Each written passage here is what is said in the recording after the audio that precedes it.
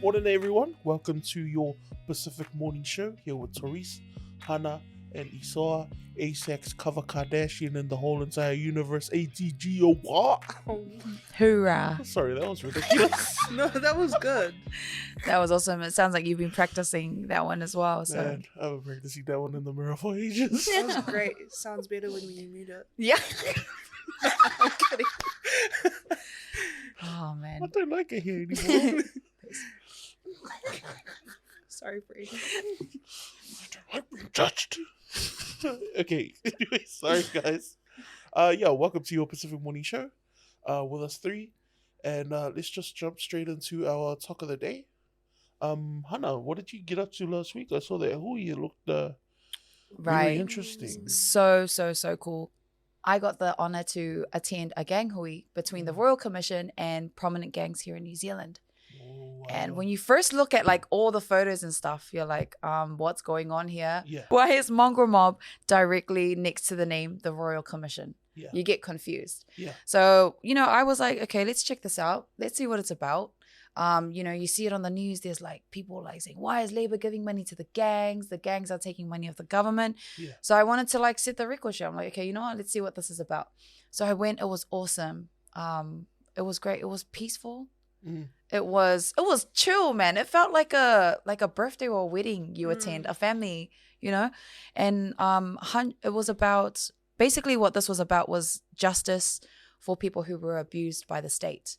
So during the 1960s and 70s, over 100,000 young Pasifika and Māori people were ripped out from their families. Kids, like we're talking about kids from the ages of 6 to like 18. Yeah. They were ripped out from their family homes, and they were taken into state care. So orphanages, psych wards, their bodies were being experimented on.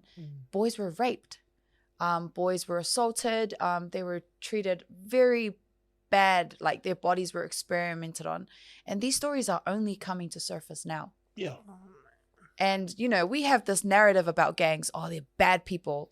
They're the ones causing the ram raids. Lock them up behind prisons. But when you hear the stories of how these people got to the stage where they had to join a gang, Yeah. as a response to the state, you realize, holy crap, if I was in the same shoes, I would be just as furious. Yeah. Yeah. 100%. So yeah, exactly. So it was a good experience to, understand the stories of gang members, why these gangs were formed, and it's time to heal. And the state has a direct responsibility to repair these kids who, well, they're now adults, and those kids are now grandparents who now have kids who are suffering through generational trauma. Yeah. And they have to deal with the trauma of their parents not knowing how to communicate properly, or thinking hidings is normal because, a psychiatrist used to like belt you all the time. Yeah. Oh yeah, I'm going to do that to my kids. It's normal. Yeah. Yeah. So it was a great experience. I really wish you guys came. You guys would have enjoyed it as well. Did you guys see much of the press that released about that? I saw one post. It was they talked about the 100,000 boys that had been taken away from their homes and put into state care. And then they talked about how they really just want to be able to heal, and that the state has a responsibility to Exactly. for their generational healing. Yeah. They cause the generational trauma, so why not? Yeah.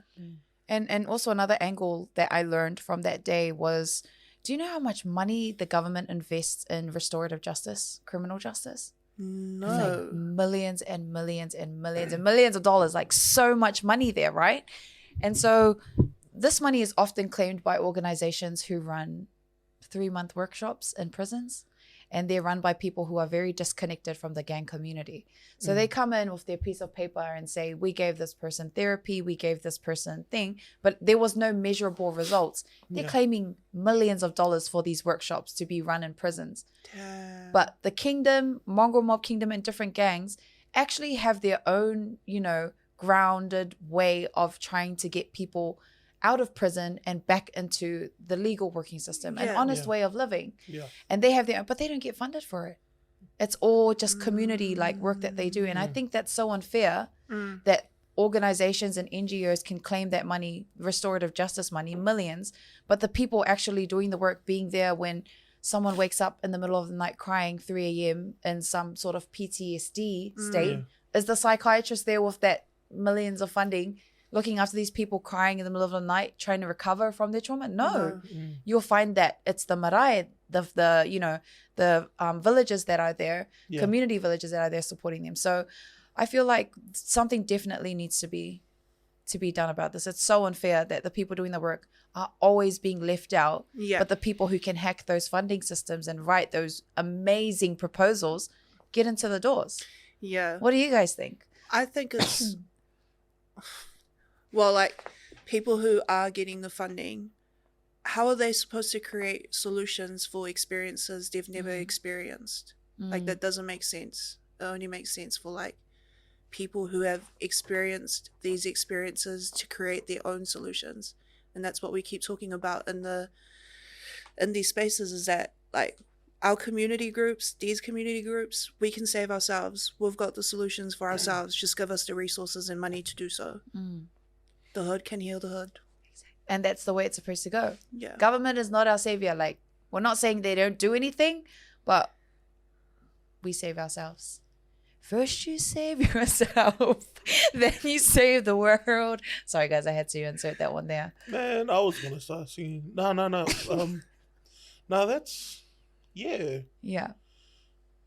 Because some would say, oh, why would we need to fund these gangs to kind of fix themselves? Like, they'll just they'll look at this problem and automatically just think, oh, the gangs have caused this problem. Why should we give money to the gangs to fix their own problem when they caused it?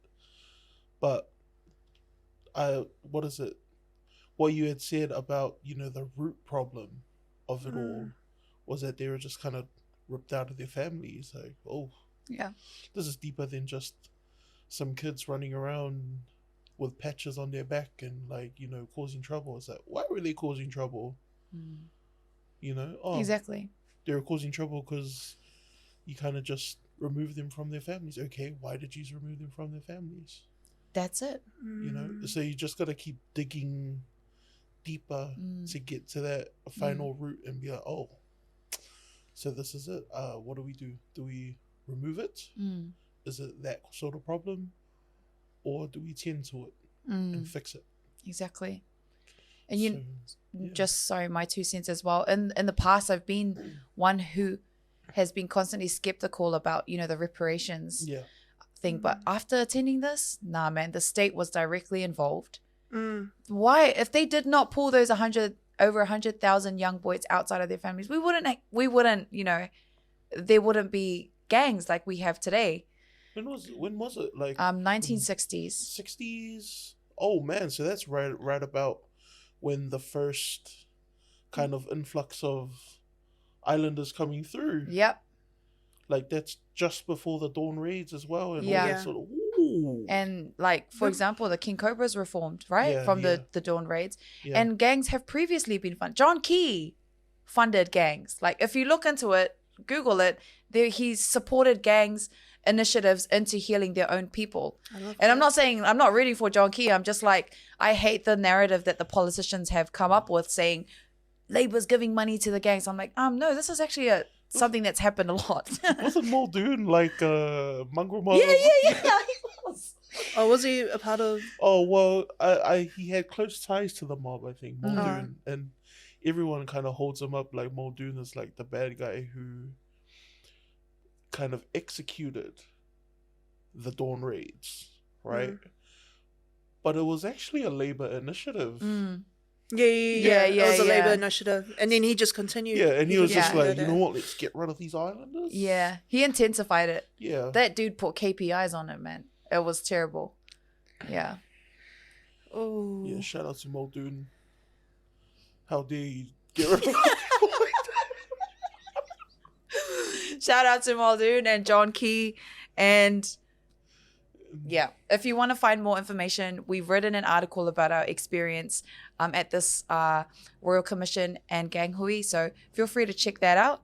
And if you have any questions about anything that went on in that scene. Don't fall for the 2-minute media bites you see, like stop giving money to the gangs, because it's far from the truth. And they're just politicizing it for votes, guys. And don't be triggered by the little like sentence that they have that'll like grab you on Facebook and be like, what? Yeah, they're good at those, eh? Those Oh no, headlines? they're great at clickbait, and people will be sharing like the articles without actually reading it. Yeah. Exactly. And then they start like writing their paragraph writing already. they start writing their thoughts, but they haven't even read the article. Yeah. Exactly. Oh man, yeah. I always crack up whenever I see this, especially when, and this is deviating a bit from your talk, but especially when like One News or News Hub post up something in Māori, and then they'll say like, "Oh, can you translate this for us?" Oh and my it'll- goodness, and all the post will be saying is "Merry Kiri Mete," like Merry Christmas Merry in Christmas. Māori, and then everyone's like, "Oh, we didn't know Māori celebrate Christmas. Oh, well, why do we need to speak Māori?" And it's just like, hey, Yeah. bro, like, All the Karens like really expose themselves in the Yeah. comments. You know what I'm gonna do? If when I have time, you're I'm gonna gonna fight them. No, of course not. I'm gonna go look at their profile, screenshot their message, and then upload it on LinkedIn. I'm sending it to their boss. Why are we canceling people? Not canceling them, making them lose their jobs. Yeah. You don't deserve that. Yeah, exactly. That's canceling people, isn't it? Wait, what's the way? No, This it's is called- Māori land, It's called bro. consequences to your actions. Yeah. It's not canceling. Because, we can see you dealing with your consequences, but we'll deal with you. Like, we're just like, oh. Yeah. Oh, I got time today. I want you to lose your job. That's canceling someone, isn't it? No, Māori canceling, land. And canceling, they don't even want to speak the I know it's language. Māori land. canceling someone is abandoning them from anything. Wouldn't you rather educate them and show them that, okay, That's emotional Cool. labor. what? Yeah. So you'd rather make sure someone doesn't have money and get paid to do work. Maybe they'll think about their Instead of- consequences. It's pretty. I'm big on consequences, man. Look, I'm big on consequences too, but it's pretty extreme to be honest, just in my view. I'm pretty big on extreme consequences as well. All right, Yeah. guys, I'm gonna go. I'm gonna Wait, get because some. I'm no, gonna but get- like, so you're gonna wait. So you're gonna go and explain to these people why they're wrong? Like, I'm not gonna explain. no, That's I not mean, my like, problem. is that what you wanted us to do as like a nice thing? We could like talk to them about racism. No, but yeah. No, but the thing is though is that I would much rather have someone pull me up and be like, "Hey man, like this is one way you could look at it," and then I make up my mind instead of instantly just walking into work and be like, "Oh man, You just be I- fired today. I've just been fired today because I hold that point of view," because then that'll just make me hate people who oppose me even more. Really, it wouldn't make you think, oh, maybe I'm really wrong for this. Nah. It's kind of like, you're just like poking the bear and then like, Yeah, one day the bear will bite you. I get that. But then Um, also, like, it's not like people of color and indigenous people. It's not our responsibility No, it's to not. educate white people on racism. yeah. But I've been saying this since the beginning. I'm openly racist anyway. And I hate everyone he hates equally, everyone equally. but I love everyone equally at the same time. Yeah. Except for Tongans. I like this conversation though. Like, Because there's always two ways to do things. But honestly, Yeah. I just don't feel like I'm on Teresa's buzz right now. I'm sick of owing people explanations Yeah. on things. And no, that's fair. Because, Yeah. If they It takes pay a toll. us, Keenest. to talk about it, Keen. easy. So you're going to hold racism workshops. No, if they I think we figured out the new thing, guys. I think I found a new way to monetize Yeah. this now. I'm just kidding. Guys, I think we could just like every racist person just have like the same paragraph to send to them, but be like, oh, for that you owe me $1,000. what if we just like, we like flood the email with, this is how you could be a better human. This is how Yeah. you could be a better human. Practice your mindfulness. of $100 other people. subscription a month. Oh, wait. How to be a reasonable human being. How to not be a Karen. Done. That's what we should name our workshops. Yeah. I've actually got aunties called Karen.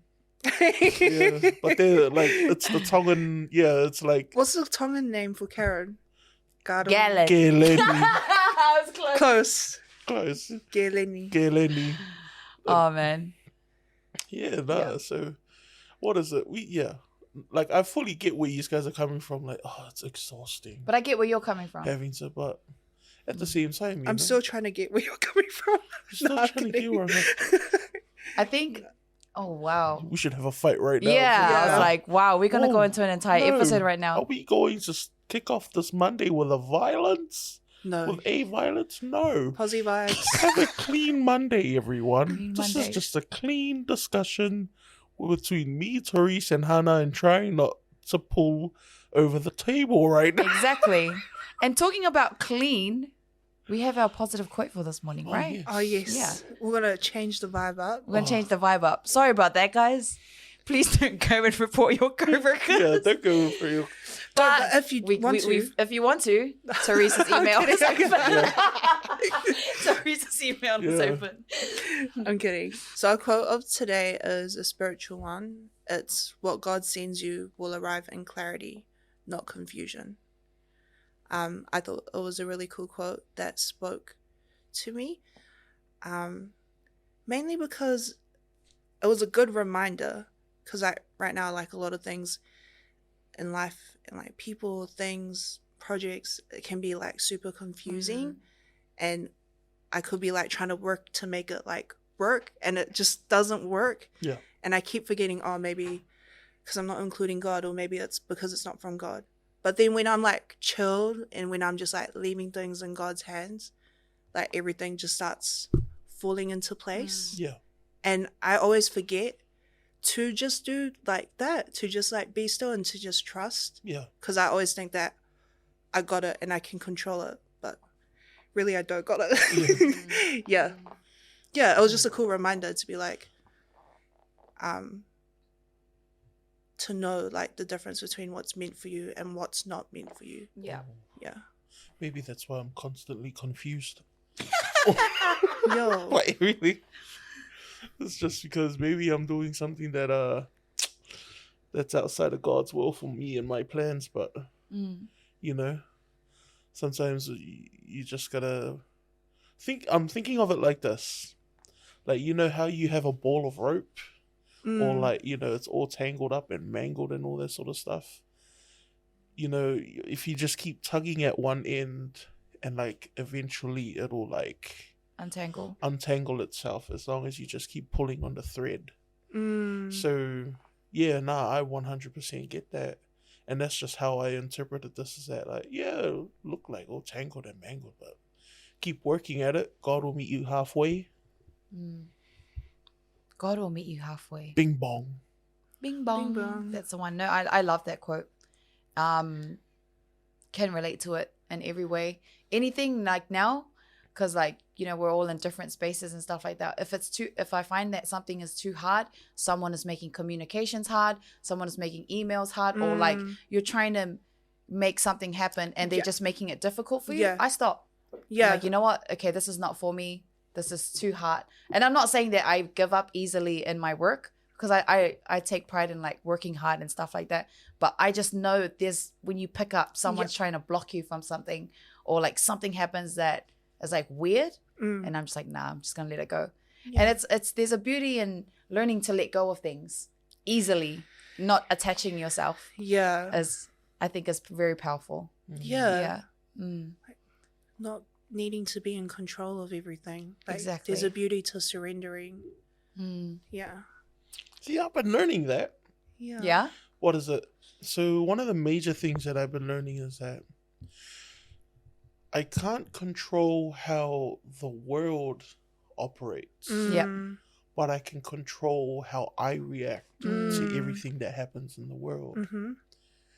And so a lot of times when I see stuff pop off online, I used to be easily triggered. I used to be like, what? You can't say this, you can't say that. Yeah.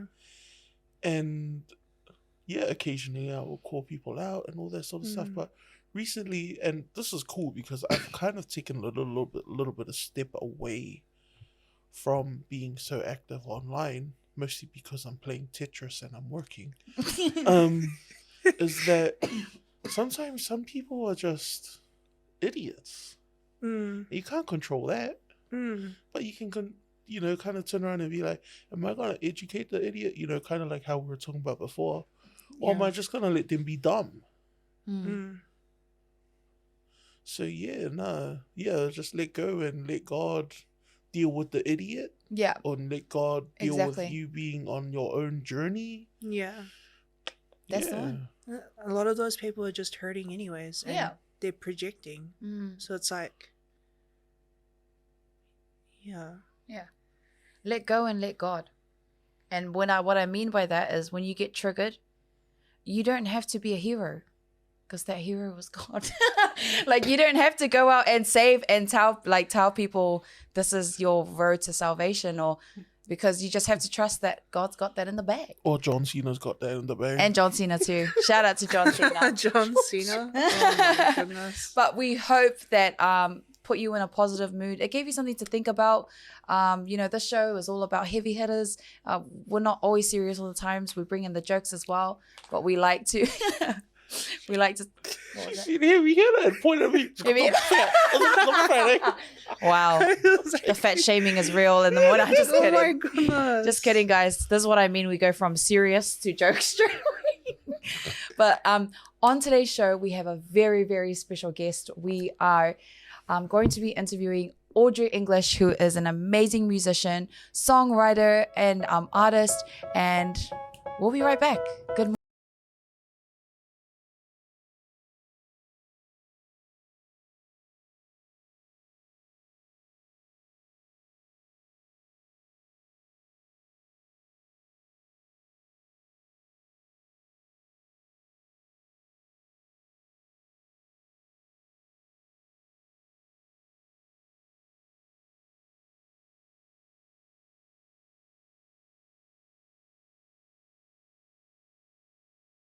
And Isoa, we have a very special guest on our show today. We are so happy to introduce you Audrey English, who is a musician and an artist and makes some pretty amazing work. How are you today, Audrey? I'm good. Thank you so much for having me today. That's all right. No, thank you for coming on our show. We really appreciate your time and effort to be with us. Audrey is currently in Samoa. So as you can see, she's at our office in Samoa with our Blue Wave team there. Shout out to our Blue Wave team in Samoa. Thank you so much for putting this together for us. You don't want to be in New Zealand anyway, Audrey, Yeah. to be honest. New Zealand has been suffering a lot the last weeks with the floods and everything going on. So it's been a bit hectic for us, but let's bring some fresh energy. Yeah, we made it. So, Audrey, if you who is Audrey English? And how would you introduce yourself to everyone else? Sure. I would say that I'm a singer and I'm a songwriter, and I like to make soulful pop music. That's my genre. Soulful pop music. And what got you into making music? So music came kind of later for me in life. I grew up singing, but I didn't sound good. And then around 17, 18 is when I started sounding good and started taking vocal lessons, posted my first YouTube video. It was a cover of Autumn Leaves, and I just used a $60 mic. And from there, I landed my first TV sync with that cover, and that opened the door to sync for me. Can you just break that down as to what that is for everyone else who's watching and listening? Sure. So sync it's TV placement, so making music that gets placed in TV and film or advertising. Ah, nice. Yeah. So does that mean you get royalties, eh? Yeah. Royalties. Nice. Yes. Gotta make money. Yeah. So I work with a music placement company, and they usually tell me like what the goal is, what kind of song they're looking for, and then they pitch it to different TV shows. And I get mostly like reality TV shows, so like American Idol and America's Got Talent. They've used my song a handful of times for the golden buzzer moment. Oh. Yeah. Which is Okay, so I'm cute. gonna Like, expose myself. I watch like golden buzzer moments like on YouTube back to back. It's one of my favorite things to watch. That's so interesting. And congratulations on that, because I do understand it is very hard for artists, not only in music, to monetize their art, and it can be a bit draining because you're always feeling like you're a product, and when outsiders don't view you a certain way, you know, that's mental health and emotional labor stress. How do you deal with that, with balancing monetizing your art and keeping your head above water? Right. Well, I think I definitely do have to like sacrifice a bit of creative freedom when I'm making sync music, because I tend to be more emotional and sad and deep, like if I'm being honest with what, you know, motivates me to write. And so sometimes they do kind of have to like reel me in and be like, okay, you need to be more uplifting, or you need to be like, you know, let's be a little more simple and happy and stuff. But they also allow me to be creative and put out music that is more emotional and deep. So I don't mind sacrificing it, especially because it gets me exposure and it's what lands and sells. So I know that I have to sacrifice that. Well, what is it? Oh man, when you said that, it reminded me of Forgetting Sarah Marshall. Forgetting Sarah Marshall. So he's like a musician for hire. Yeah. Where he kind of comes in and they were like, play some sad and ominous tones, and he just like goes ding ding. Yeah. So it's like That's what you imagine her doing. well, I don't imagine you going in and you're That's like, me at oh. heart. Yeah. Sorry, I have another question as well. I'm not a musician, but I love music, and I'm not the best singer, but I love to play guitar and I play music. When do you find it best for you as an artist to write music? Is it when you're in like a crisis state, or like when you're happy, or when you're just going about, you know, normal, like doing everyday things? That's a great question. I think when I am struggling, it should be the best time, but I do tend to like have to force myself to write when I'm struggling, because I don't really feel like it, but I know that that's when it's the most real and raw. So I do force myself a lot.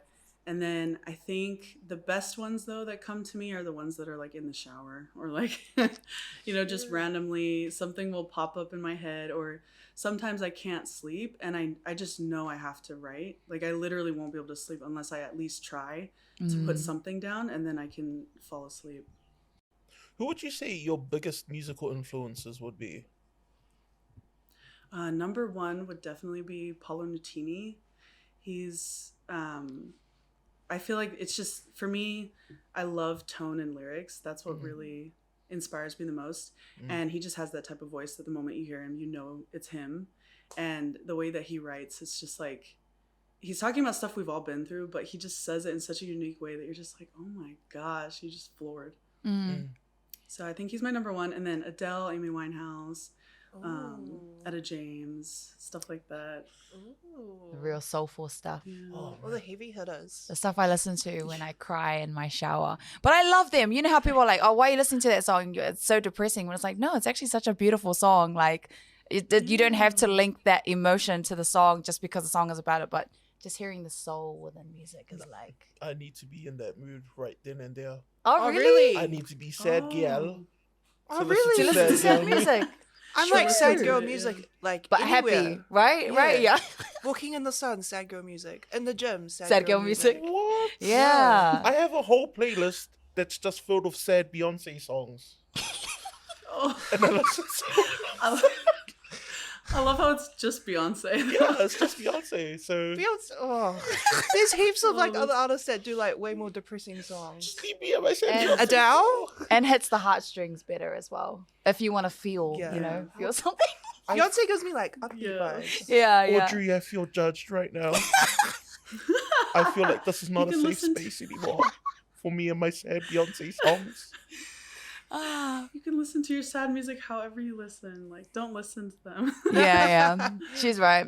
Well, What's your creative process like when you're like, are you most creative in the showers or like late at night? Because I find like early hours in the morning, like as soon as it hits midnight, I'm like, whoa, I get like this idea. I feel like I could do this. And then I'm like, whoa. And then in the morning during normal hours, like my mind's like blank.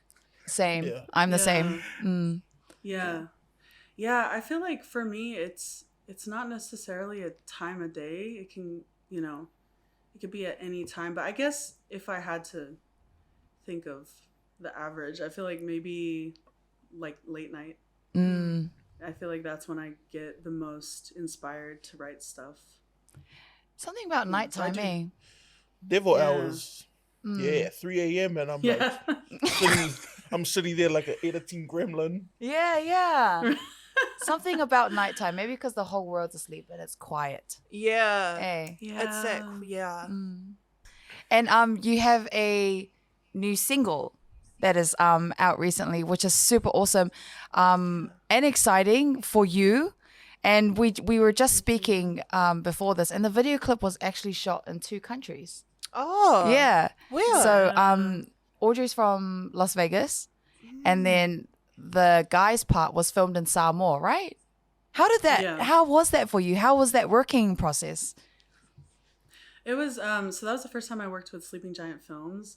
They are incredible. They blew my mind. I really just had like a rough idea because we were working around the distance issue.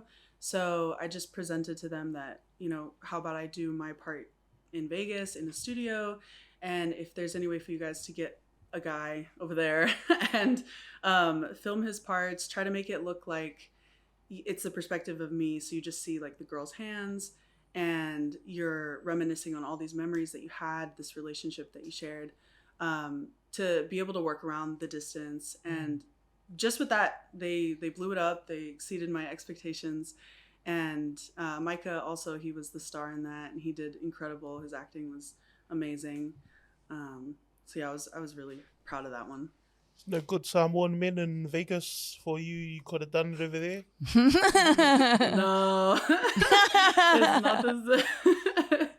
Well, and also we wanted to show the island and showcase like different parts of here. So shout out to Sleeping Giant Films. They did really well. I really like the tones, the browns that were used in that video clip, which was super awesome. I just have one more question for you, Audrey. For someone who is wanting to pursue, a career in music, and I feel like for Pasifika kids, it's a lot harder for us, especially in New Zealand. What would your advice be to someone who wants to start their career in music?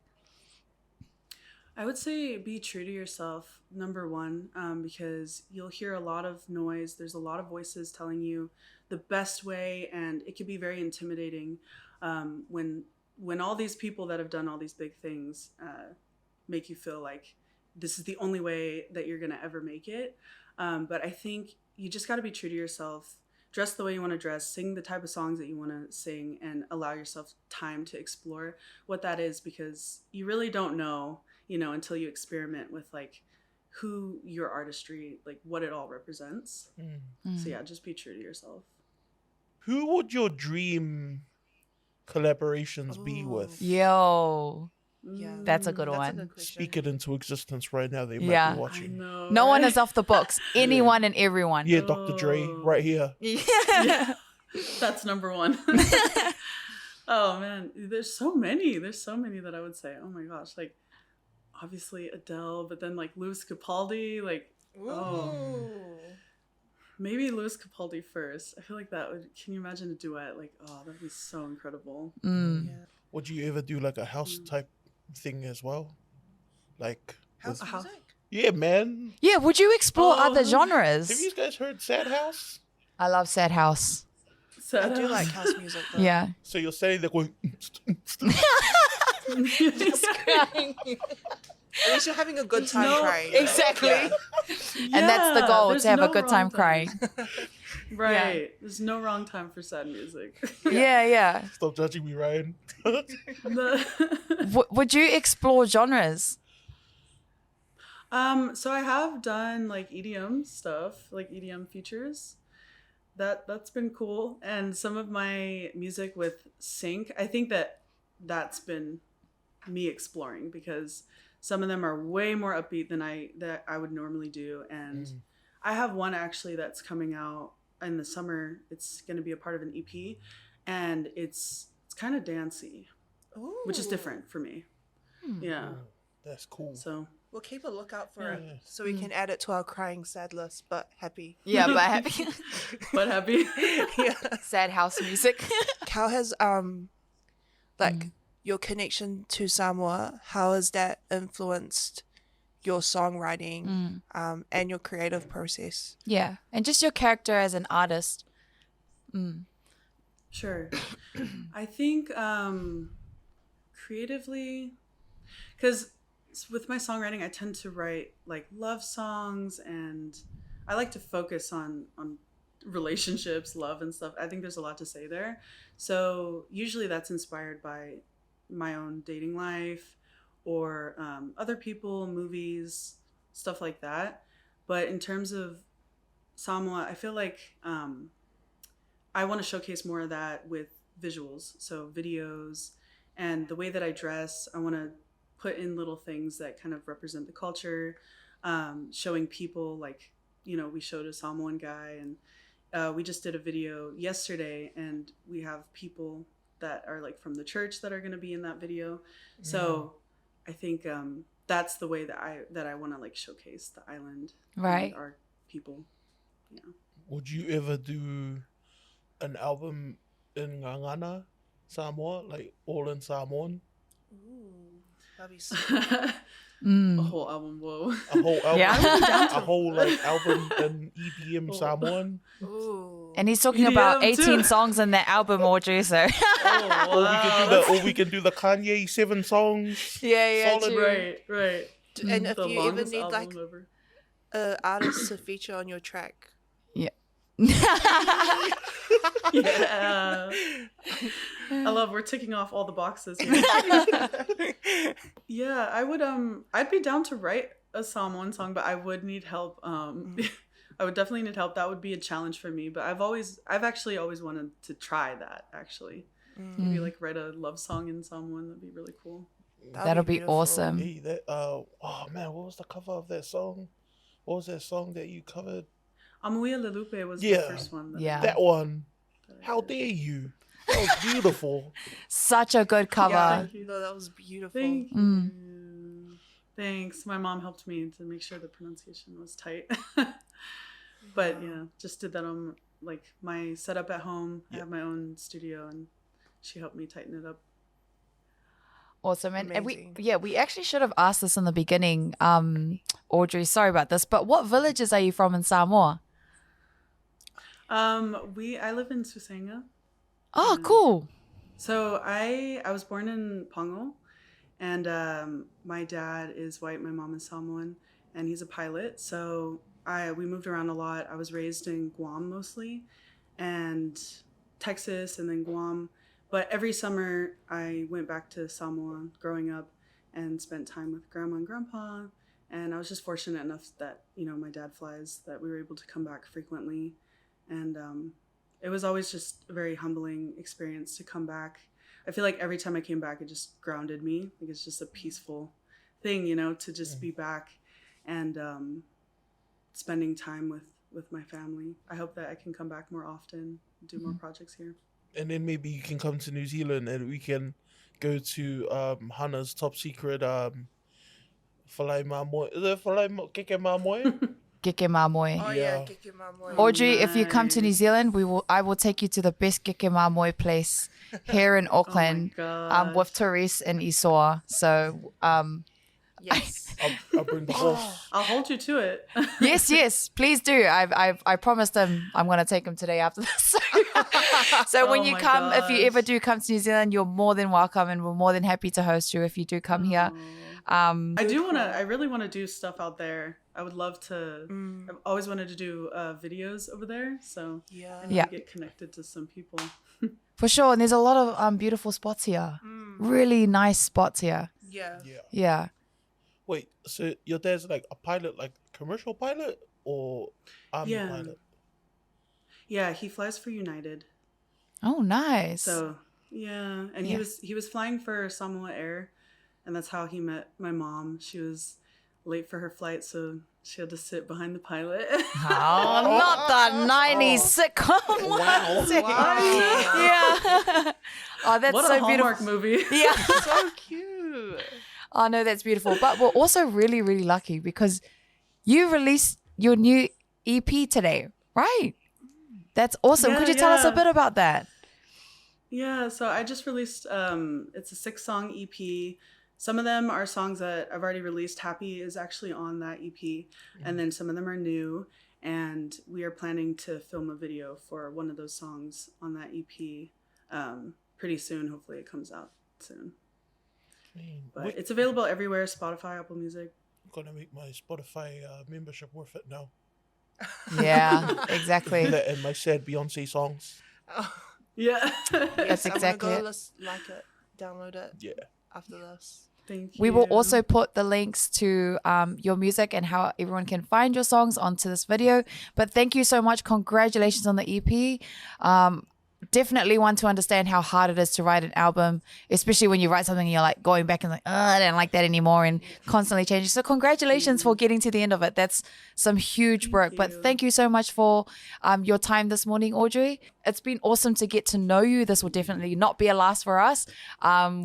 Happy to connect in certain ways, and also happy to have you on our show as a guest again in the near future. But thank you, Audrey, for your time. Yeah. You guys, Thanks, Audrey. Thank do you have any you. last words for Thank our you, audience? guys. Oh, thanks so much for having me. And yeah, I hope that we can do this again soon. Yeah, we'd love to have you in person. That would be great. Yeah. Yeah. In person would Oh, be more yeah. awesome. Yeah. Yeah, hopefully soon. I definitely want to make a trip out there, so I'll let you guys know. Awesome. Thank you, Audrey, for your time. Have an amazing day and good morning. Thank you, guys. Good morning.